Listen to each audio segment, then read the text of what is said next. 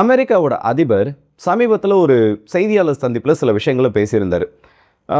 இந்த மாதிரி நான் வந்து சந்தோஷமாக இல்லைன்றது இந்தியாவுக்கு தெரியும், இந்தியாவோட பிரதமர் மோடி அவர்களுக்கு தெரியும். என்னை வந்து சந்தோஷப்படுத்தணும்னு அவங்க நினைக்கிறாங்க.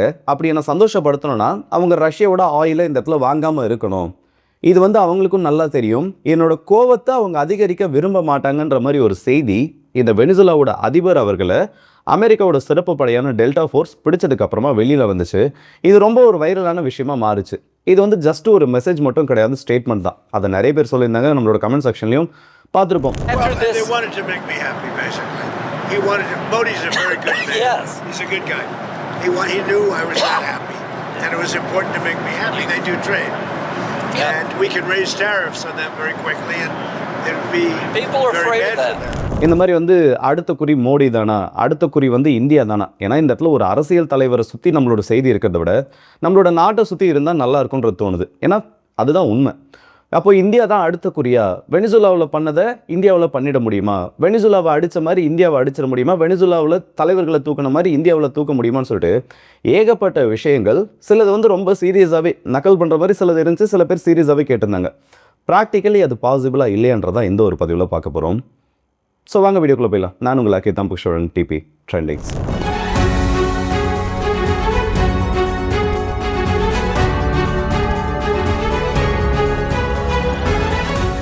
இந்த வீடியோவோட ஸ்டார்டிங்லேயே நான் இந்த வீடியோட முடிவை சொல்லிடுறேன். ப்ராக்டிக்கலி அமெரிக்கா சொல்கிற ஒரு விஷயம், இல்லை நம்மளோட சப்ஸ்கிரைபர்ஸ் நினச்சிட்டு இருக்க ஒரு விஷயம், இல்லை அவங்க கேட்டது, அமெரிக்காவில் வெனிசுலாவில் பண்ணதை இந்தியாவுக்குள்ளே டேரெக்டாக ஒரு மிலிட்ரி ஆப்ரேஷனை பண்ண முடியுமானா நான் இப்பயே பதில் சொல்கிறேன், கண்டிப்பாக பண்ண முடியாது. அப்புறம் எதுக்குடா இந்த வீடியோ, இந்த ஒரு 1.5 நிமிஷத்தோடு இதை கட் பண்ணிட்டு போயிடலாமான்னு கேட்டீங்கன்னா, வெயிட் பண்ணுங்கள், கொஞ்சம் வெயிட் பண்ணுங்கள், இன்னும் நிறைய விஷயம் பேச வேண்டியது இருக்குது. அதுக்கு தான் இந்த ஒரு வீடியோ. ஸோ வெனிசுலாவுக்கும் இந்தியாவுக்கும் இந்த இடத்துல நிறைய வித்தியாசமானது இருக்குது. இப்போது நீங்கள் அமெரிக்கா பண்ண மிஷன்ஸ், அவங்களோட மிலிட்ரி ஆப்ரேஷன்ஸ், இந்த லிஸ்ட்டில் நீங்கள் எடுத்து பார்த்தீங்கன்னா ஒரு series set of political events நடந்த நாடுகளாக தான் இருக்கும். குறிப்பாக சொல்லணும்னா செயற்கையாக அந்த இடத்துல ஒரு புரட்சியானது ஏற்படுத்தப்பட்டிருக்கும். அரசுக்கு எதிரான ஒரு மனநிலை உருவாக்கப்பட்டு அந்த அரசை மக்கள் தூக்கி எறிகிற மாதிரி ஒரு மனநிலைமை அந்த இடத்துல அதிகமாக இருந்திருக்கும்.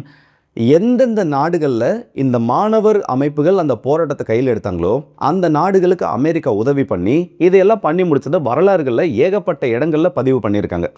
வரலாறுகளை நம்ம திருப்பி பார்த்தோன்னா எந்த ஒரு நாட்டில் மாணவர் புரட்சி ஏற்படுதோ அந்த நாடு கண்டிப்பாக ஆட்சி மாற்றம் ஏற்பட்டதாக தான் 99% இந்த இடத்துல வரலாறுகளில் பதிவாயிருக்கு. அந்த 1% அப்போ பிரச்சனை முடியலனாலும் இன்னும் அடுத்த சில வருஷங்களில் முடிஞ்சிருக்கும். இப்போ அமெரிக்காவோட பங்கு இதில் என்ன? ஈராக்கில் பண்ணது, லிபியாவில் பண்ணது, இதுக்கப்புறம் இப்போ வெனிசுலாவில் பண்ணது, சில நாடுகள் கிட்ட அவங்களால பண்ண முடியாது. அதில் இருக்கக்கூடிய அந்த ஒரு முக்கியமான ரெட்லைன், அந்த ஒரு பேரியர் என்ன? இந்த பக்கம் இருக்கக்கூடிய நாடுகள் அமெரிக்கா தாக்குறாங்க, அடுத்தது இருக்கக்கூடிய நாடுகள் அமெரிக்காவில் தாக்க முடியும்னா ஒரே ஒரு லைனில் சொல்லணும்னா பவர், பலம். இந்த பலம் எந்த நாட்டுக்கிட்ட இருக்கோ, ஆயுத பலமும் சரி இல்லை இராணுவ பலமும் சரி, இது எல்லாம் எந்த நாட்டுக்கிட்ட இருக்கோ அதை அமெரிக்கா தொடரணும்னு நினச்சிட்டு கிடையாது. அதையும் மீறி தொடரணும்னு நினச்சா அந்த நாட்டுக்கிட்ட அணு ஆயுதம்னு ஒரு கேட்டகரியில் ஒரு வெப்பன் சிஸ்டம் இருந்தால் அதை அமெரிக்கா நெருங்கணும்னு கூட நினைக்க மாட்டாங்க. இது வரைக்கும் அவங்க பண்ண பிரச்சனைகள் எல்லாம் இந்த சின்ன இந்த சும்மா இப்போ ஒரு பொடி பசங்க சுற்றிட்டு இருப்பாங்கல்ல, அந்த மாதிரி இருக்க நாடுகளுக்குள்ளே நுழைஞ்சு தான் இவங்களோட வீரத்தை காமிச்சிருப்பாங்க. ஏற்கனவே ஒரு சப்ஸ்கிரைபர் என்கிட்ட கேட்டார், ஏன்பா உனக்கும் ட்ரம்புக்கு ஏதோ பங்காளி சண்டையான்னுட்டு. அந்த பிரச்சனைலாம் எதுவும் கிடையாதுங்க. நம்மளாம் வந்து நம்ம ஒரு பாலிடிக்ஸ் கூட கம்பேர் பண்ணாலே நம்மளோட பொசிஷன் என்னன்னு சொல்லிட்டு நமக்கு தெரிஞ்சிடும். ஜஸ்ட்டு சில விஷயங்கள், நான் சில விஷயத்தில் உடன்படாமல் இருப்பேன், நீங்கள் சில விஷயங்களில் உடன்படாமல் இருப்பீங்க. அப்படி இருக்கக்கூடிய விஷயங்களை தான் இங்கே கொஞ்சம் பேசணும்னு நான் நினைக்கிறேன். மெயினாக அமெரிக்காவோட அந்த பவர் ப்ரொஜெக்ஷனாக நீங்கள் பார்த்தீங்கன்னா நான் ஃபஸ்ட்டு சொன்ன மாதிரி அந்த சின்ன நாடுகள் கிட்ட தான் இருக்கும். சரிப்பா, ஓகே. இப்போ வந்து அமெரிக்காவோட மெயினான கன்சர்ன் என்ன? நாளைக்கு வந்து ரஷ்யா கிட்ட இதே மாதிரி இந்தியா ஆயில வாங்கிட்டு இருக்காங்க, இல்லை ஒரு கட்டத்துக்கு மேலே இந்த இந்தியன் ஓஷன் ரீஜனில் டாமினன்ஸாக இருக்கணும்னு நினைக்கிறாங்கன்னா அதை அமெரிக்கா கண்டிப்பாக தடுக்க நினைப்பாங்க. நீங்கள் உடனே ஒரு கேள்வி கேட்கலாம், குவாடில் இருக்கும், சைனாவை டிட்டர் பண்ணணும், இதெல்லாம் பண்ணணுன்ற ஒரு ஆப்ஷன் இருக்கப்போ எதுக்கு அமெரிக்கா இந்தியாவை தடுக்கணும்? இந்தியாவோட வளர்ச்சி அவங்க ஊக்குவிப்பாங்கன்னு உங்களுக்கு ஒரு மைண்ட் செட் இருக்கலாம். அப்படி இருந்தீங்கன்னா அந்த மைண்ட் செட்டை இதோட விட்டுருங்க. இந்த டாமினன்ஸ்ன்னு சொல்லக்கூடிய ஒரு கேட்டகரி, அதாவது அவன் வளரட்டும், அது வரைக்கும் நமக்கு பிரச்சனைன்னு சொல்லக்கூடிய ஒரு கேட்டகரி, அவங்களுக்கு நம்மளால் பிரச்சனை வராமல் இருக்க வரைக்கும் தான். இப்போது நம்மளை ஒரு டூலாக அவங்க பயன்படுத்த நினைக்கிறதே சீனாவோட டாமினன்ஸை குறைக்கிறதுக்கும், எப்படியாவது சீனா இந்த இடத்துல இந்தியாவை தாண்டி அவங்களோட இன்ஃப்ளூன்ஸை மற்ற நாடுகளுக்கு நகர்த்தாமல் இருக்கணுன்றது தான். அப்போது சீனாவை பிஸியாக வைக்கணும்னா இந்த இடத்துல இந்தியா வளரணும். இதுதான் அமெரிக்காவோட ஒரே கொள்கை. இதே இந்தியா இந்தியன் ஓஷன் ரீஜனை தாண்டி மற்ற பகுதிகளில் இன்ஃப்ளூன்ஸை பண்ணணும்னு நினைக்கிறாங்க, சீனா மாதிரி அவங்களோட ஆதிக்கத்தை செலுத்தணும்னு நினைக்கிறாங்கன்னா அதில் முதல்ல எதிர்க்க போகிறது இதே அமெரிக்கா தான். சிங்கிள் லைனில் சொல்லணும்னா இப்போ அக்னி மிசைல்ஸை நம்ம டெஸ்ட் பண்ணிகிட்டு இருக்கோம். அக்னி 5 ICBM தான். ஆனால் அந்த ஐசிபிஎம்மோட ரேஞ்ச் அமெரிக்காவை போகிற வரைக்கும் இருக்காது. அதை போயிட்டு தாக்குற மாதிரி இருக்காது. அமெரிக்கா அமைதியாக இருக்காங்க, சாந்தமாக இருக்காங்க. ஆனால் அடுத்த மிசைல் வரப்போ ஒருவேளை அதோட ரேஞ்ச் அமெரிக்கன் மெயின்லேண்டை ரீச் பண்ணுற மாதிரி இருந்துச்சுன்னா அன்னைக்கு பார்ப்போம் அமெரிக்காவோட சுயரூபம் என்னன்றது. அதனால தான் சூர்யான்னு சொல்லக்கூடிய நம்மளோட ஒரு ப்ராஜெக்டே இந்த இடத்துல ரொம்ப ரகசியமாக அது இருக்கா இல்லையா என்ன ஸ்டேஜில் இருக்குன்றதே வெளியில் தெரியாத அளவுக்கு வச்சுட்டு இருக்காங்க. அந்த ப்ராஜெக்டை பற்றி தேடி பார்த்தீங்கன்னா உங்களுக்கு தெரியும், அமெரிக்காவோட அரசியல் இதுக்கு பின்னாடி இருக்கிறது புரியும். இப்போ நாளைக்கு நமக்கு மேலே ஒரு தாக்குதலை தொடுக்கணும்னு அமெரிக்கா நினச்சாங்கன்னா ஒவ்வொரு கேட்டகரியிலும் நம்மளால் அவங்கள டிட்டர் பண்ண முடியும். இப்போ இவங்க அடித்த நாடுகள் எல்லாமே மினிமமாக எந்த ஒரு டிட்டரன்ஸும் இல்லாத நாடுகள், அவங்களால டிஃபெண்ட் பண்ண முடியாது. ஒருவேளை நாளைக்கு இந்தியா கிட்ட அவங்க வராங்கன்னா எல்லா ஸ்ட்ராட்டஜியும் அமெரிக்கா மாற்ற வேண்டிய ஒரு தேவை ஏற்படும். ஹைப்போதெட்டிக்கல் சினாரியோ, நான் ஸ்டார்டிங்லேயே சொல்லிட்டேன், ஒரு மிலிட்ரி ஆப்ரேஷனில் இந்தியாவுக்குள்ளே அமெரிக்காவில் பண்ண முடியாது. அதையும் மீறி தாக்கணும்னு நினச்சாங்கன்னா அது கண்டிப்பாக அமெரிக்காவுக்கு சக்ஸஸ்ஃபுல்லான ஒரு ஆப்ரேஷனாக மாறாது. ஹெவியர் கேஷுவாலிட்டி, ஹெவியர் டேமேஜ்ன்றதை அவங்க அந்த இடத்துல சந்திக்க வேண்டிய ஒரு தேவையானது ஏற்படும். இப்போது 1971 அமெரிக்காவோட ஏர்க்ராஃப்ட் கேரியர்ஸ் தான் வரும் ஒரு நேவல் பிளாக்கேடை இந்த இடத்துல போடுறதுக்காக. ஆனால் இந்தியா மாதிரி well equipped army, well equipped defence system, ப்ராப்பரான ஒரு இன்ஃப்ரா நம்மக்கிட்ட இருக்குது. இந்த இன்ஃப்ரா நம்மக்கிட்ட இருக்கிறது தான் நமக்கான ஒரு அட்வான்டேஜ். இந்த நேவல் பிளாக்கேடர் இப்போ வெனிசுலாவுக்கு எதிராக போட்ட ஒரு நேவல் பிளாக்கேடர், இப்போ மற்ற நாடுகளுக்கு எதிராக போடக்கூடிய ஒரு நேவல் பிளாக்கேடை இந்தியாவுக்கு எதிராக இவங்களால போட முடியாது. ஸோ ஸ்டெப் ஒன்லி முதல் படியிலேயே அமெரிக்காவோட கனவுன்றது இந்த இடத்துல தகர்ந்துடும். இந்த நேவல் பிளாக்கேடை டிஃபெண்ட் பண்ணுறதுக்கு நம்மக்கிட்ட ஏகப்பட்ட டெக்னாலஜிஸ் தந்துருக்கு. அமெரிக்கா விமானம் தாங்கி கப்பலை பயன்படுத்துகிறாங்களா, அக்னி பிரைம் இருக்குது. அமெரிக்கா விமானம் தாங்கி கப்பலை கொண்டு வராங்களா, அதோட மேல் டெக்கை பொத்தல் போடுறதுக்கு பிரம்மோஸ் இருக்குது. உங்களோட கேள்வி புரியுது, பிரம்மோஸை பயன்படுத்தி ஏர்க்ராஃப்ட் கேரியரை பின்வாங்க வச்சிட முடியுமான்னு கேட்டிங்கன்னா கண்டிப்பாக பிரம்மோஸை பயன்படுத்தி ஒரு ஏர்க்ராஃப்ட் கேரியரை மூழ்கடிக்க முடியாது. ஆனால் மேலே அதோட டெக் ஆப்ரேஷன்ஸை டெம்பரரியாக நம்மளால் டிசேபிள் பண்ண முடியும். மேலே இருக்கக்கூடிய ஃபைட்டர் ஜெட்ஸோட ஆப்ரேஷனில் இருந்து மேலே நடக்கக்கூடிய ஒவ்வொன்றத்தையும் நம்ம இந்த பிரம்மோஸை வச்சு கவுண்டர் பண்ண முடியும். இதில் நமக்கு ரொம்ப பெரிய ஒரு கேப் ஆனது கிடைக்கும். அண்ட் இதோட கிரிட்டிக்கல் சப்ளை லைனை நம்ம கட் பண்ணுறது. இப்போ இந்த ஏர்க்ராஃப்ட் கேரியர் வருதுன்னா கூடவே கெரியர் பேட்டில் குரூப் தான் வரும்.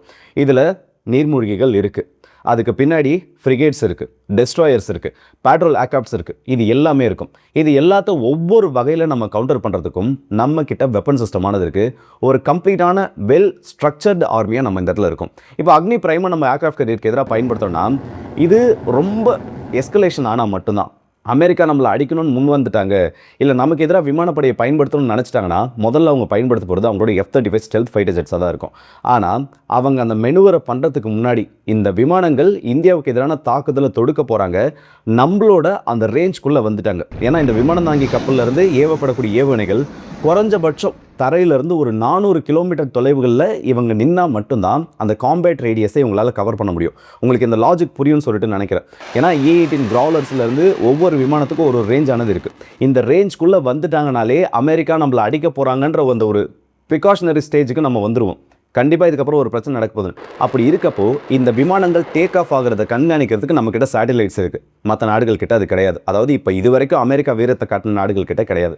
இந்த விமானங்கள் டேக் ஆஃப் ஆகிட்டு நம்ம லொக்கேஷனுக்கு வராங்கன்னு தெரிஞ்சாலே நம்மளோட ரிட்டாலியேஷன்றதை ஸ்டார்ட் பண்ணிடும். சரி, அதையும் மீறி அடிச்சிட்டாங்க, நம்மளோட ஏர்பேஸஸை அடிச்சிட்டாங்க, நம்மளோட முக்கியமான ஏதோ எல்லா ரேடார் ஸ்டேஷன்ஸையும் அடிச்சிட்டாங்கன்னே வச்சுக்கோங்க. கோஸ்டல் ரேடார்ஸ் இருக்குது, இந்த ராணுவ நடமாட்டங்களை கண்காணிக்கிறதுக்கு ராணுவத்தோட உறவு செயற்கைக்குள் மேலே பறந்துட்டுருக்கு.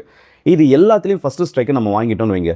அந்த இடத்துல இந்தியா ரிட்டாலியேஷன் ஸ்ட்ரைக் பண்ணுறதுக்கு இந்த ஏர்க்ராஃப்ட் கேரியர் பேட்டர் குரூப்புக்குள்ள எல்லா கப்பல்களையும் நம்மளால் அடிக்க முடியும். நம்மக்கிட்ட நியூக்ளியர் பவர்டு சப்மரைன்ஸ் இருக்குது. அதாவது நம்மளோட நியூக்ளியர் சீல் லெக்கை கம்ப்ளீட் பண்ணுறதுக்கு வர்ணாஸ்திரான்னு சொல்லி ஒரு ஹெவி வெயிட் டார்பிடோ இருக்குது. இந்த டார்பிடோட ஒரு முக்கியமான சிறப்பம்சமே எவ்வளோ பெரிய ஒரு ஹியூஜ் டார்கெட்டாக இருந்தாலும் அடியில் போயிட்டு கிட்டத்தட்ட இந்த அடியில் சீவி வைக்கிறதுன்னு சொல்லுவாங்கள்ல, அந்த மாதிரி கீழே போயிட்டு அந்த கப்பலை ஒட்டு மொத்தமாக உள்ள மூழ்கடிக்கும். இது ஏர்க்ராஃப்ட் கேரியர்ஸை இந்த ஒரு கேட்டகரியில் கம்ப்ளீட்டாக விட்டுருங்க. அவங்களோட சம்மரைன்லேருந்து, அவங்களோட ஃப்ரிகேட்ஸ்லேருந்து, அவங்களோட டெஸ்ட்ராயர்ஸ்லேருந்து அது எல்லாத்தையும் இதை வச்சு நம்மளால் கவுண்டர் பண்ண முடியும். அவங்க கிட்ட கவுண்டர் பண்ணுறதுக்கு டெக்னாலஜி இருக்குது. ஆனால் நம்ம அது உள்நாட்டில் தயாரிக்கப்பட்ட ஒரு வெப்பன் சிஸ்டம். அவங்க வெளியிலேருந்து அவங்களோட சப்ளை லைன்ஸை கொண்டு வந்தால் மட்டும்தான் அவங்களுக்கான அந்த லைஃப் லைனை அவங்களால மெயின்டைன் பண்ண முடியும். அப்படி இருக்கப்போ அந்த ஒரு பேட்டில் குரூப்புக்கு எதிராக நம்ம ஒரு பிளாக்கேடை போட்டு வச்சு செய்யலாம். இந்த இடத்துல உள்ள நமக்கு பாதிப்புகள் ஏற்படும், நான் இல்லைன்னு சொல்லலை, கண்டிப்பாக நமக்கு பாதிப்புகள் ஏற்படும். ஆனால் ஏண்டா இவனை தொட்டோன்ற ஒரு நிலைமைக்கு அவங்கள நம்மளால இந்த இடத்துல வர வைக்க முடியும். இது மிலிட்டரி ரெஸ்பான்ஸை பொறுத்த வரைக்கும் தான். நீ என்னை தொட்டினா அதோட நீ கெட்ட அந்த ஒரு கேட்டகரியில் நம்மளால ரெஸ்பான்ஸ்ன்றதை கொடுக்க முடியும். ரெண்டாவது, இக்கானமிக்கல் வைஸ் இந்தியாவால் என்ன பண்ண முடியுன்றது இது நல்லா அமெரிக்காவுக்கு தெரியும். அதனால தான் இந்த இடத்துல ப்ரொட்டஸ்ட் இல்லை இந்த இடத்துல மக்கள் எழுச்சி போராட்டம் அந்த மாதிரி சிஏஇ இன்னும் பெரிய வேலையை உள்ளே காமிக்காமல் இருக்காங்க. ஒருவேளை இராணுவ நடவடிக்கைகள் இந்தியாவுக்கு எதிராக தொடங்கப்பட்டுச்சுன்னா இது உலக பொருளாதாரத்தில் மிகப்பெரிய ஒரு தாக்கத்தை ஏற்படுத்தும். இந்தியா டாப் 5ல் இருக்கக்கூடிய ஒரு எக்கானமி, ரொம்ப ரேப்பிடாக வளர்ந்துட்டு இருக்கக்கூடிய ஒரு எக்கானமி அந்த இடத்துல இருந்துட்டு இருக்கோம். அது மட்டும் இல்லாமல் இந்தியா ரொம்ப பெரிய ஒரு கன்சூமர் மார்க்கெட். நம்மளை இந்த அளவுக்கு கார்னர் பண்ணுறதுக்கு காரணமே நீ மற்றவங்கிட்ட பொருள் வாங்காத, என்கிட்ட வியாபாரம் பண்ணு, நான் கொடுக்கறத வாங்கு, என்னோட வியாபாரத்தில் நீ முக்கியமான ஒரு ஆளாருன்னு அமெரிக்கா நம்மளை இந்த இடத்துல உள்ளே கொண்டு வரதுக்காக தான். அப்படி இருக்கப்போ நம்மளுக்கு எதிரான இந்த ஆக்ஷன்ஸை எடுத்தாங்கன்னா அது எந்த அளவுக்கு அவங்கள ஹர்ட் பண்ணுன்றது தெரியும். போயிங்கில் இருந்து ஏர்பஸில் இருந்து இன்றைக்கி இந்தியாவோட மார்க்கெட்டை ஆக்சஸ் பண்ணுறதுக்கு அமெரிக்காவை வழிநடத்தக்கூடிய நிறுவனங்கள், பேருக்கு தான் அந்த இடத்துல அதிபர் பதவியெல்லாம் எல்லா நாட்டிலையும் அப்படி தான். ஆனால் இன்னமும் பெரிய பெரிய நிறுவனங்கள் தான் அந்த நாட்டோட அரசியல் இருந்துகிட்ருக்கு. எல்லா நாடுகள்லையும் இது நடந்துகிட்ருக்கு. அந்த நிறுவனங்கள் இந்த மார்க்கெட்டை ஆக்சஸ் பண்ண விடாமல் போகிறதுக்கு அமெரிக்காவோட இராணுவமே ஒரு காரணமாக போகிறத இந்த இடத்துல விரும்ப மாட்டாங்க. இது ரெண்டாவது முடிஞ்சிருச்சா? அப்போ இது எதுவுமே பண்ண முடியலனா, உள்ள தலைவர்களையும் தூக்க முடியலனா, இருக்கிற ஒரே வழி இந்த இடத்துல ஆட்சி மாற்றத்தை கொண்டு வரதோ இல்லை இந்த இடத்துல மக்கள் புரட்சி ஏற்படுத்துறதோ மட்டும்தான். வெனிசுலாவில் இதை அவங்களால பண்ண முடியல. ஏன்னா அந்த இடத்துல கவர்மெண்ட் இந்த ப்ரொடெஸ்ட்டுக்கு எதிராக ரொம்ப ஸ்ட்ராங்காக இருந்ததில்ல. அப்போ அந்த மாதிரி ஒரு பிரச்சனை இந்தியாவில் ஏற்படுத்த முடியுமான்னு கேட்டிங்கன்னா அந்த இடத்துல ரொம்ப பெரிய ஒரு ட்விஸ்ட் இருக்குது. முதல்ல 2 நடக்கிறதுக்காவது சில வாய்ப்புகள் இருக்குது. அதை ரொம்ப ஹைப்போதெட்டிக்கல் சினாரியோவில் நம்மளால் சொல்லிட முடியும். ஆனால் இந்தியாவை பொறுத்த வரைக்கும் வங்கதேசத்தில் அவங்க பண்ணது, பாகிஸ்தானில் நடந்தது, ஸ்ரீலங்காவில் நடந்தது, இதெல்லாம் அந்தந்த நாடுகளுக்குள்ளே இருந்த பிரச்சனையால் நடந்தது. ஆனால் இதுக்கு பின்னாடி பல்வேறு நாடுகளோட உளவு அமைப்புகள் கண்டிப்பாக வேலை செஞ்சுருக்கும். இப்போ ஈரானில் நடந்துருக்கிறது மாதிரி அந்த மாதிரி ஒரு மாணவர் புரட்சியை எந்த ஒரு ஆட்சி நடந்தாலும் இந்தியாவில் அமெரிக்காவில் இந்த இடத்துல பண்ண முடியாது. அதுக்கான காரணம் என்னன்றதை நான் சிம்பிளாக சொல்கிறேன். இங்கே இருக்கக்கூடிய அரசியலை, ஏன்னா ஒரு அரசியல் மதம் சார்ந்ததாக போகுது, ஒரு அரசியல் ஜாதி சார்ந்ததாக போகுது, இல்லை ஒரு அரசியல் ஒரு தரப்புக்கு மட்டுமே இந்த இடத்துல ஏதாச்சும் ஒன்று பண்ணிகிட்டு இருக்குன்னா இங்கே போராட்டங்கள் எழுதா அந்த அரசியலை மட்டும்தான் எதிர்க்கும். மற்ற நாடுகளில் நடக்கிற மாதிரி எனக்கு இந்த நாடே வேணாம், அமெரிக்காவோட இன்ஃப்ளூயன்ஸ் இந்த இடத்துல உள்ளே வரணும், அமெரிக்கா வரணுன்ற மைண்ட் செட்டுக்கு இன்றைக்கி இங்கே இருக்கக்கூடிய எந்த ஒரு இளைஞனும் சரி, அடுத்து வரப்போகிற ஜென்ரேஷனும் சரி, கண்டிப்பாக வரமாட்டாங்க. காரணம், இந்தியான்னு சொல்லக்கூடிய ஒரு நாடு உருவாகி வளர்ந்துட்டு இருக்கக்கூடிய நேரத்தில் இந்த அமெரிக்கா என்னெல்லாம் பண்ணாங்க, எப்படியெல்லாம் குடைச்சல் கொடுத்தாங்க, என்னென்ன விதத்தில் நம்மளை கொஞ்சம் கொஞ்சமாக சித்திரவதை பண்ணாங்கன்றது அடுத்து வர ஜென்ரேஷன், நான் இப்போ இருக்க ஜென்ரேஷனுக்கே சொல்கிறேன், இதிலிருந்து அடுத்தது கண்டிப்பாக போகும். அப்படி இருக்கப்போ இந்த இடத்துல ஆட்சி மாற்றத்தில் விரும்புவங்களே தவிர அப்படி ஆட்சி மாற்றம் ஏற்பட்டாலும் அமெரிக்காவோட இன்ஃப்ளூயன்ஸ் உள்ளே வளர்கிறத எந்த ஒரு நாளும் இங்கே இருக்கக்கூடிய இந்தியர்கள் ஏற்றுக்கொள்ள மாட்டாங்க. அமெரிக்கா கூட வியாபாரம் பண்ணுறது வேறு. அப்படின்னா அமெரிக்கா கூட நீங்கள் ஒட்டு வச்சுக்க மாட்டீங்களா, உரம் வச்சுக்க மாட்டீங்களான்னு. வியாபாரம் பண்ணுறது வேறு, ஆதிக்கத்துக்குள்ளே வரதுன்றது வேறு. இதே நிலைமை போச்சுன்னா நம்மளால் நமக்கு தேவையான முடிவுகளை எடுக்க முடியும். ஆனால் அமெரிக்காவோட டாமினன்ஸில் நம்ம உள்ளே வந்துட்டோம்னு வைங்க, அவன் சொல்கிறது தான் சட்டம், அவன் வச்சது தான் சட்டம். அவங்க சொல்கிறத தாண்டி நம்மளால் எந்த முடிவுகளையும் எடுக்க முடியாது. அது ஒரு வெப்பனை வாங்குறதா இருந்தாலும் சரி, இல்லை நம்மளோட மார்க்கெட்டுக்குள்ளே ஒரு புது பொருளை கொண்டு வரதாலும் சரி. ஸோ நாளைக்கு இந்த இடத்துல ஒரு புரட்சியில் ஒரு போராட்டம் மாதிரி ஒரு நிலைமை இந்த இடத்துல வந்தாலும் அது அரசியல் மாற்றத்தை விரும்புமே தவிர ஆதிக்கத்தை உள்ளே கொண்டு வரதுக்கு எந்த விதத்துலையும் துணை நிற்காது. இது அமெரிக்காவுக்கும் தெளிவாக தெரியும். ஏற்கனவே பார்த்தோன்னா பிபிசி இந்த பத்திரிகைகள்லாம் நேபாளத்தில் நடந்த மாதிரி, வங்கதேசத்தில் நடந்த மாதிரி கூடிய சீக்கிரத்தில் ஒரு மாணவர் புரட்சி இந்தியாவில் நடக்கும், எது இந்த இடத்துல இதை தடுக்குது, எது இந்த இடத்துல இந்த போராட்டத்தை பண்ண விடாமல் இவங்க பண்ணுதுன்னு என்னென்னவோ பண்ணி பார்த்தாங்க, கொளுத்தி போட ட்ரை பண்ணாங்க. எந்த பயனும் இல்லை. இந்த இடத்துல அந்த பிரச்சனையை, மற்ற நாட்டில் பண்ணுற பிரச்சனையை அவங்களால இந்தியாவுக்குள்ளே பண்ண முடியாது. ஏன்னா இந்தியாவில் இருக்கக்கூடிய பல்வேறு மொழிகள், பல்வேறு மதங்கள், பல்வேறு ஜாதிகள், பல்வேறு இனங்கள், பல்வேறு குழுக்கள், இவங்க எல்லாம் எப்படி வேணால் பிரிஞ்சிருக்கட்டும், மதத்தால் கூட நீங்கள் பிரித்து வச்சுருங்க. ஆனால் கடைசியில் ஒரு பிரச்சனைன்னு வரப்போ இங்கே இருக்கக்கூடிய மக்களோட ஒத்துமை மாதிரி உங்களால் எந்த நாட்டிலையும் எதையுமே பார்க்க முடியாது. ஸோ நான் நேற்று ஒரு கார்ட்டூன் போட்டிருப்பேன், இந்த மாதிரி மற்ற நாட்டில் பண்ணதெல்லாம் இந்தியாவுக்குள்ளே ட்ரை பண்ண என்ன வரும், அது ஜஸ்ட் மிலிட்ரி ரெஸ்பான்ஸ்க்கு மட்டும்தான். அதை விட ஒரு பெரிய ரெஸ்பான்ஸை அமெரிக்கா கண்டிப்பாக உள்ளே வந்தால் வாங்கி தான் ஆகணும். அது அரசியல் ரீதியாக இருந்தாலும் சரி, இராணுவ ரீதியாக இருந்தாலும் சரி. ஸோ இந்த வீடியோ பற்றி உங்களோட கருத்துக்களை கமெண்ட் செக்ஷனில் சொல்லுங்கள்.